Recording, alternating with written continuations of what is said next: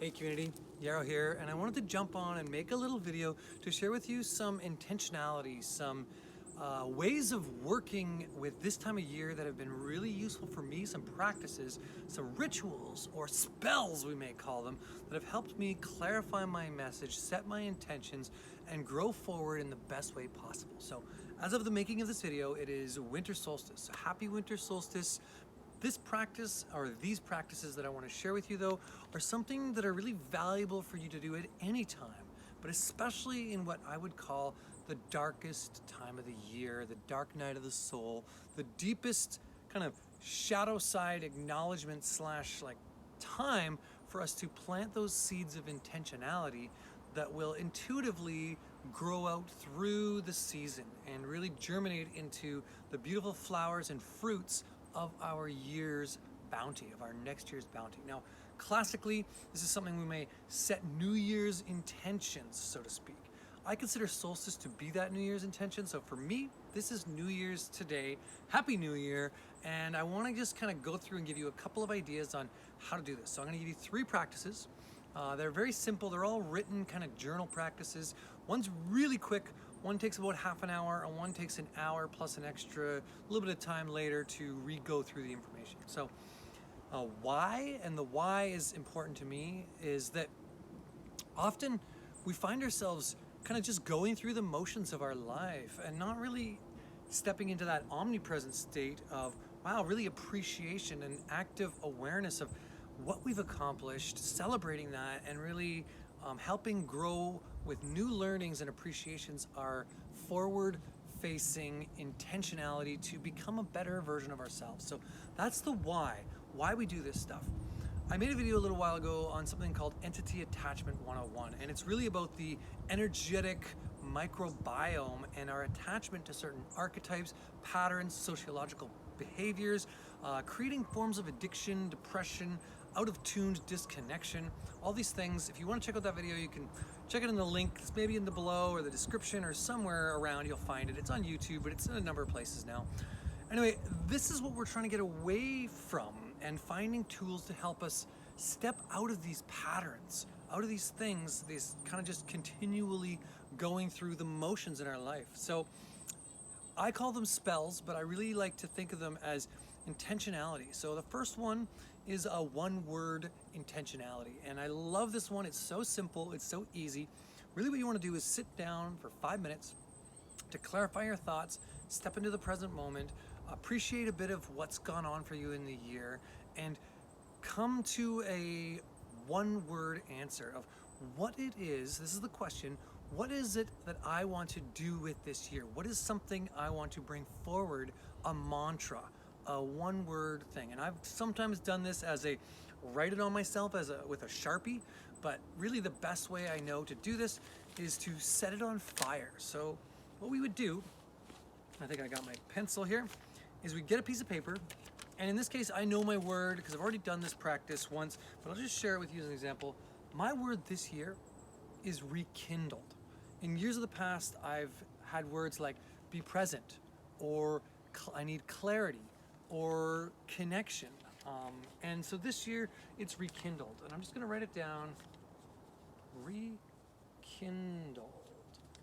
And a little bit of the reason why for me is that rekindling represents bringing back to life an old fire, this old coal. There's this beautiful coal in my life of wisdom, of earth wisdom that I know, and yet in the last few months, really last year, but especially as it's gotten darker, I feel like I've been numbing my spiritual essence a little bit by watching shows or having a drink or disconnecting or getting away from my mission. And I'm really clear that this year I'm rekindling some of these new ways of being, some of this old world wisdom into a new world energetic, and I'm really wanting to bring that forward. So take your word, set your intention.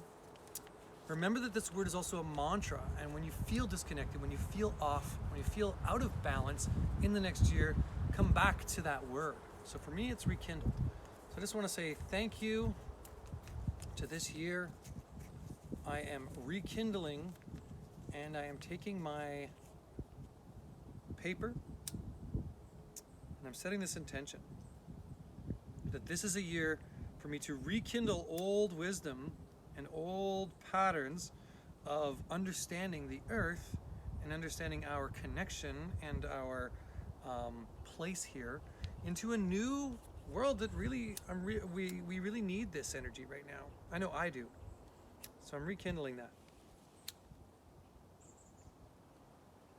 I'll take a moment, light this on fire, and let it burn and set that intention. I'll just put this down here. All right.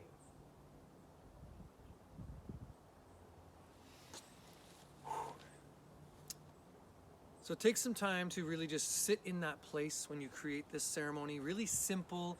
This is an old tradition, a spell, so to speak, of setting up an intentional word that can be a place to come back to pivot from, to hold in your center as a magnetic place to reground into. So set your word, set your intention. The next one I want to do really involves a journal, and this is a really simple 30-minute practice that I want to just give you that I think is really useful.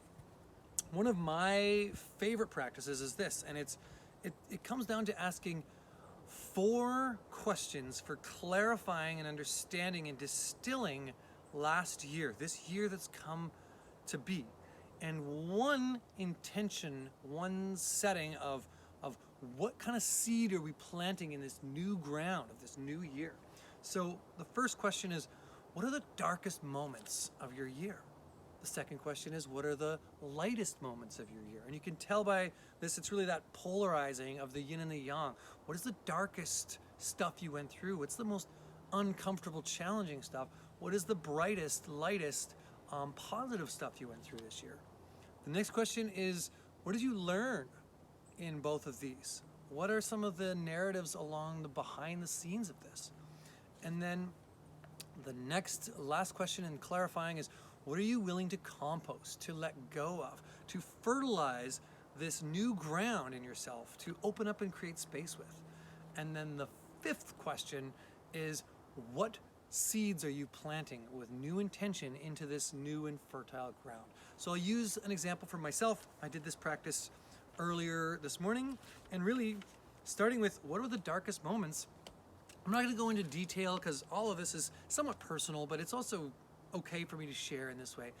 What I looked at was most of my darkest moments came from a sense of being misunderstood, from misunderstanding in things I've put out there, from things with my family, with my partner, misunderstandings at work, all these, I'll say, people-related issues coming from me intending one thing and that coming across and being reflected back to me as something else, misunderstanding. These are some of my most challenging things. Other ones are things like self-medicating, when it came to numbing out. But these are some of my most dark moments of the year.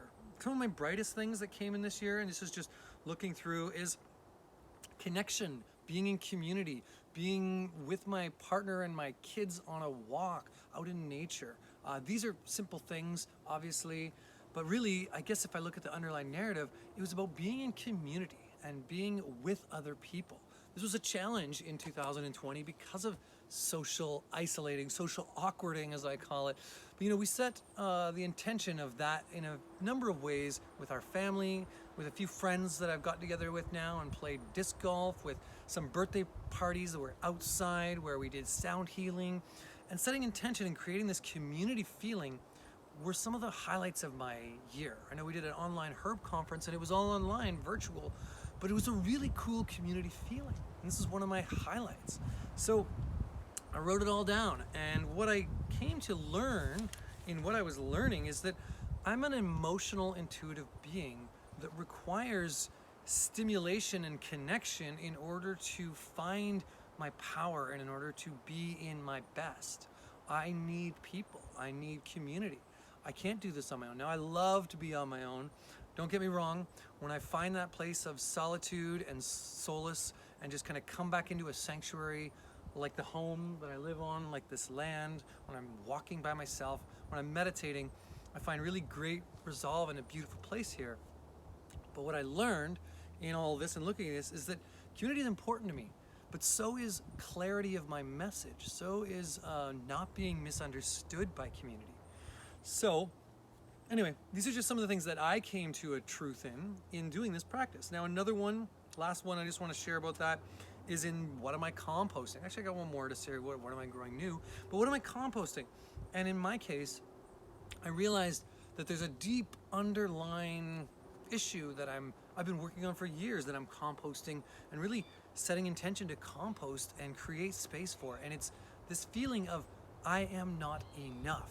Therefore, I am going out for approval from others and trying to produce more value than is necessary versus just sitting with who I am in this moment and being okay with that. So this is just an underlying thing that I think is a beautiful reflection of why I've produced so much what I consider value in the world. And it's because I've always wanted to create more. And partly it's proving to myself that I am worthy, that I am enough. And so an intention this year for me is that I already am enough. And even when I was making this video, I was like, well, really, by making this video, are you proving or again? And I'm like, no, what I really want to do, and my intention again for this, is to add a lens, a glimpse into a value proposition you can give yourself by setting these kinds of intentions. So, what is it that you want to grow in this new year? For me, it was growing out this deeper sense of connection to community, but also to self and the self-discipline to clarify my message, to write daily, to grow into new inspiration by being inspired myself as that perpetual student, to learn and grow through writing and researching and growing out something beautiful that's going to take me the whole year to build. So I'm not telling you what that is. That's something I'm excited about, but I'm growing that out this year. Now the next spell, hopefully that was useful for you. The next, I guess, intentional written journal piece that I would offer you is something called the highlight reel, and getting into looking at the year as it's come out in a chronological order. This is important because it builds momentum and it builds appreciation. So what we do for this one is we take about an hour to go through every single month, set a page in your journal for each month, or at least 3 to 4 bullet points. You want to give yourself a bit of time to look through photo reels, to look at your calendar, maybe check your bank statement if that's useful for you, but find ways to jog your memory, to remind yourself of what you did in each month. And you start with January, then through February, March, April, May, June, July, August, September, October, November, December, and you make sure you go through chronological order, building on the months before. So I've done this a few times. I find it really useful. What it does is it sets you up with momentum and appreciation for the highlights. What are the good things? What are the best things? What are the victories that happened in each month? And as you go through those victories, now this year I know was not an easy year for a lot of us, but when we start to look through those victories we had, we realize that, wow, we did a lot more than we thought we did. We can appreciate a lot more about what came out of our year than we thought we could. And all of this active appreciation builds momentum. So go through the whole year, take the time to write a page out or at least a few bullet points on each month, and then sit with that for a day. Just let that ruminate in you. Maybe come back the next day or a week later or a few days later, whatever it is, and write out, read through that, process it, acknowledge it, write one more kind of line or paragraph around how well that sits and how it feels for you. And then, just like the last practice in the previous one, set those seeds of intention. What are you going to grow out now with this new found appreciation? When you look at the momentum of all the things you were able to do last year, how can you do that again and more this year? What are some of those seeds you want to plant? Okay, these are some ideas for setting your New Year's intention, for setting yourself up for success, for piercing the veil of your own, I don't know if I would call it mediocrity, or your own stupor to really pierce through what's not serving you, what you really want to do, how you can really add value to your life and grow into the more powerful, more beautiful version of yourself that you know is possible. that you know is there, that is already just waiting under the surface to grow, to shed some of those entities, to release some of those attachments, and become that better version. Okay, Solstice blessings. Have a wonderful year. May the forest be with you. Thank you, number one. We'll see you soon. Ciao for now.